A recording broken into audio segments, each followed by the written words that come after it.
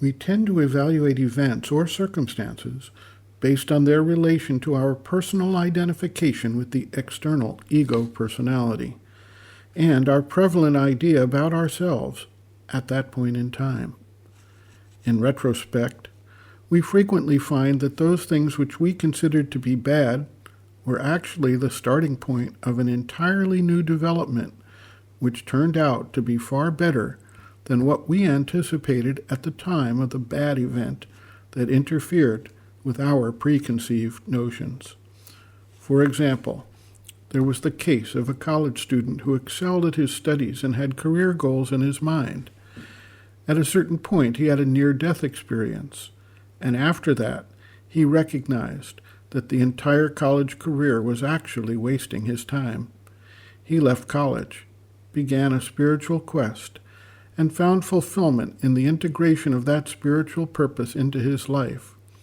In retrospect, he reported that the circumstances that disrupted his plans was not a bad thing, but a good thing. Another example was related in the book Called to Heal. A particular young woman in Africa had ideas about the direction her career and life should go. She kept having obstacles showing up in her way, whether disappointments in her career development or health issues that kept arising. She eventually consulted an experienced healer who advised her that all these problems would disappear if she took up her true calling of being a shamanic healer. Eventually, she heeded that advice and found out that, in fact, what she thought was bad luck earlier in her life as to career and health turned out to be the start of the change in focus and new avenues of fulfillment she found once she made the transition. Paramahansa Yogananda told the story of a person he met who was practicing a yogic discipline and did not eat solid food. She was vigorous, alert, and focused on her practice. She did not consider herself to be starving. Another person, not having solid food, might be suffering starvation, and yet another could be practicing the restriction as part of either a short-term practice of fasting or a longer-term attempt to lose weight through dieting. In each case, the individual is not eating solid food, but their interpretation and their results are vastly different. Quantum mechanics illustrates for us the fact that one is not simply a victim of events, but that as a participant observer, one also influences the outcome of events. This provides an area for fruitful contemplation about how we can gain mastery in our lives, as opposed to simply becoming the victim of whatever happens to be taking place. Of course, in some events that are on the world scale, the event itself will still take place, but the individual response to it may find a different interpretation and a different value than what others may experience. One person's solid poise and balance under difficult circumstances can also make a difference for those around him. A story was related about a protest against the Vietnam War back in the 1970s in the USA. The heavily armed police surrounded a crowd of peaceful protesters, and people felt intimidated and fearful. Then one individual began to chant Om, and others took it up. The crowd lost its fear, and while they were arrested, and later released without charges, the atmosphere that developed from the chanting of Om and the crowd response to it made it clear that something very special had taken place, changing a potentially harmful, dangerous, and intimidating circumstance in the one that had no serious, unpleasant consequences for anyone.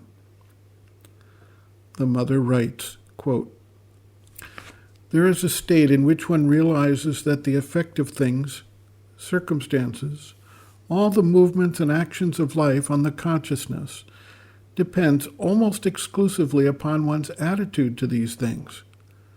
There is a moment when one becomes sufficiently conscious to realize that things in themselves are truly neither good nor bad. They are this only in relation to us. Their effect on us depends absolutely upon the attitude we have towards them. The same thing, identically the same, if we take it as a gift of God, as a divine grace, as the result of the full harmony, helps us to become more conscious, stronger, more true.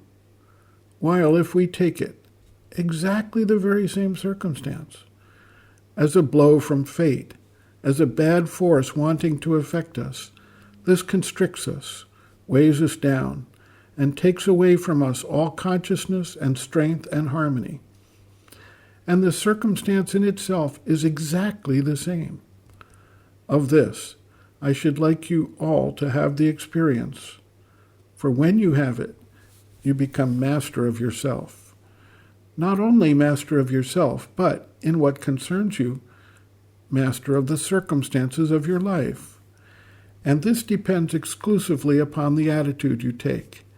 It is not an experience that occurs in the head, though it begins there, but an experience which can occur in the body itself. So much so that, well, it is a realization which naturally asks for a lot of work, concentration, self-mastery, consciousness pushed into matter. But as a result, in accordance with the way the body receives shocks from outside, the effect may be different.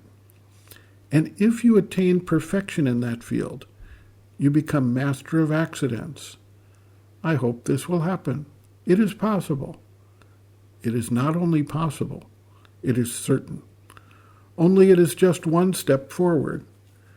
That is, this power you have, already fully and formidably realized in the mind, to act upon circumstances to the extent of changing them totally in their action upon you, that power can descend into matter, into the physical substance itself, the cells of the body, and give the same power to the body in relation to the things around it. This is not a faith. It is a certitude that comes from experience. Reference, end quote. Reference, Sri Aurobindo and the Mother, Looking from Within, Chapter 1, Looking at Life and Circumstances, pages 4 to 5.